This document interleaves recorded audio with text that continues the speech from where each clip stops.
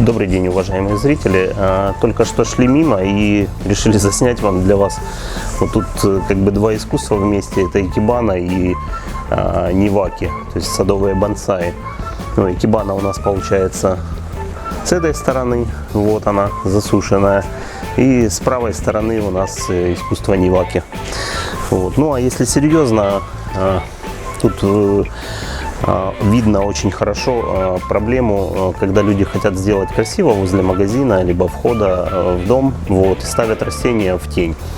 Вот. С этой стороны у нас затенено, можно посмотреть, вот крыша.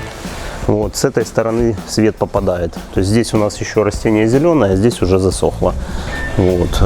Если вы хотите поставить растение в тень, вот, особенно такое дорогое, как это, оно стоит примерно где-то от 300 до 600 долларов. Старайтесь выбирать не можжевельник, который любит солнышко, там тую, пихту, а старайтесь выбирать ниваки из тиса, например, ягодного, который выдерживает какое-то затенение. Либо же, если уже вам очень хочется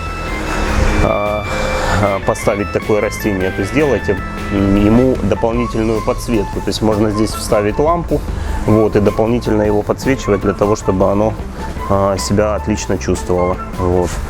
Иначе вы просто потеряете такую красоту и зря потратите свои деньги. Вот. Всем спасибо за просмотр, не делайте таких ошибок. До новых встреч!